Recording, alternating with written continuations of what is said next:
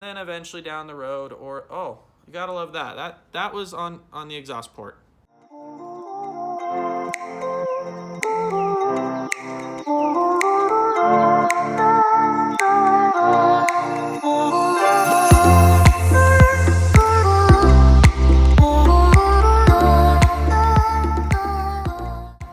Alrighty guys, so we have the old 440 out on the stand, and we've already pulled the motor out. I got a little bit late on shooting some video. Just kind of wanted to dive into the project, don't have much time before work. We got the exhaust out, we got the jugs off, and we are going to be working on this flywheel. The flywheel is pretty darn seized, pretty nasty. Last summer I bought this jet ski and it was letting water into the cylinders. The previous owner got it up and running, but then the moment it would touch the lake, it would let water in. So not sure if that means that the heads were shot or what, like the head gasket, or if there's a crack in the cylinder. I can't see a crack in the cylinder at all, so I'm assuming it's the heads. I took the heads off, or I took the jugs off last summer, and the head is like seized on there. I can't get it off, so I might try some heat. Try not to warp it though. We'll figure that one out. I'll bring you along for that one. But I want to take off this flywheel though now, because obviously the front seal shot, or the seal around the start or something. I'm not sure how water was getting into here, but water got up into the front of the motor. Shouldn't be in here. I'm assuming our stator probably shot.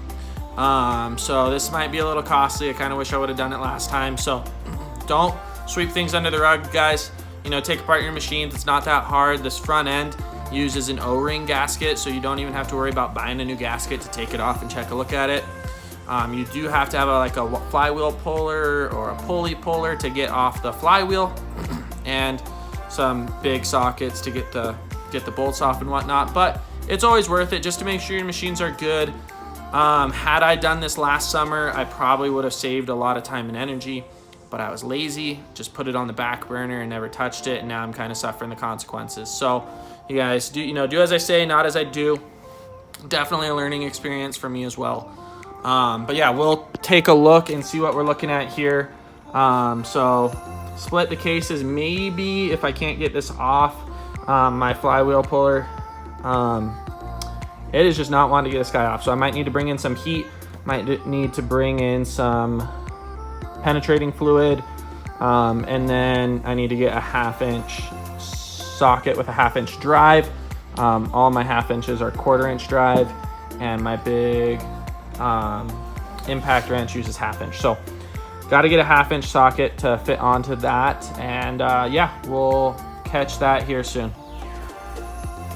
Alrighty guys, so I just took the carburetor side and the exhaust manifold side, so the intake and exhaust manifolds, off of the cylinders, and I think I know where water was getting into everything. As you can see, the inside of these cylinders is absolutely disgusting.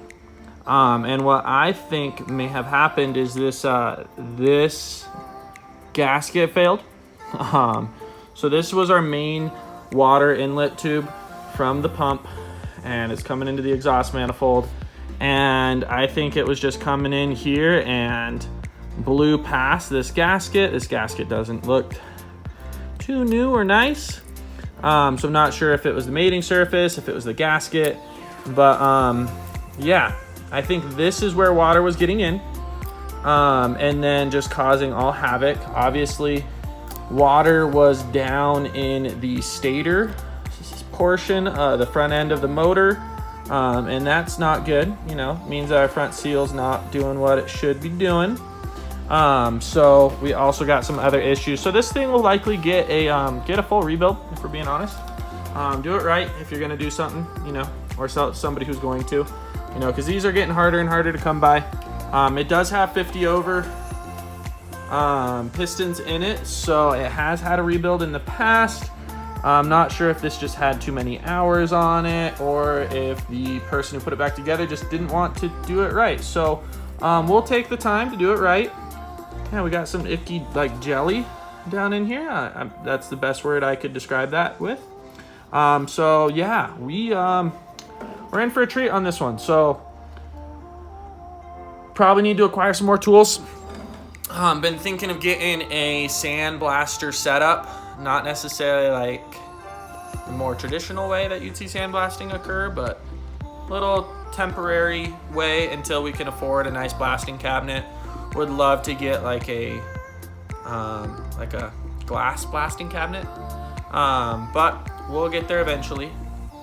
So we will take this thing apart, clean it all out, and this one's probably going to be a couple of videos. I was hoping it was just going to be a single video, get in here, clean out the crank because it was spitting up stuff and fouling out the plugs. But obviously, I should have done that a while ago instead of waiting. So we will, get some stuff for this, and then eventually down the road, or you gotta love that was on the exhaust port.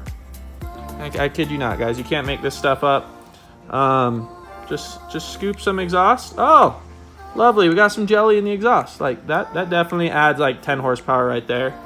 Down on this end, less jelly, but still some. So, yeah, and imagine that. This is the stator side. So, love it. Absolutely love it. That is such a high performance motor right here, guys. They did such a good job on the paint job. Like, they put in hydro turf, looks clean. They put in this like metallic pearl. I'm not sure if that's showing up on the phone, but this really clean, paint job. Just got it looking all to the nines, but definitely slacked in the motor department, as you can tell. Or, I mean, they really knew what they were doing, and I just need to catch up. So I think that's like sand and mud that got in there. So they probably like started it up in like a foot deep of water. That all got blasted into the motor, bypassed the lovely gasket we had in here, and decided to wreak all havoc. So yeah, we will we'll see what we're ordering. I might show you guys how I do some shopping online for these guys, and then hopefully get this guy back together down the road.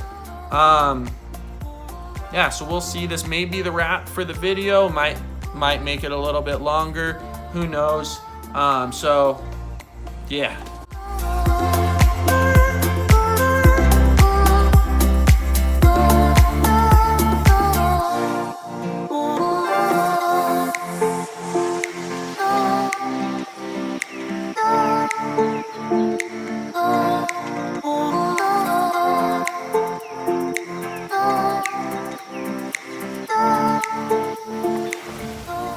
So we ended up going with this guy. It's 5 gallons. All the stats are on that side. But 5 gallons. It has 5.1 SCFM at 90. So that's why I went with this guy. It seems to have the biggest motor on it, 1.6 horse, 225 PSI for the 5 gallons. So they had some bigger tanks, but the bigger tanks had smaller motors on them. So we wanted to get the bigger motor. Don't need a huge tank. I might use this to do some spray painting. Not spray painting like Rattle can, but do some paint jobs.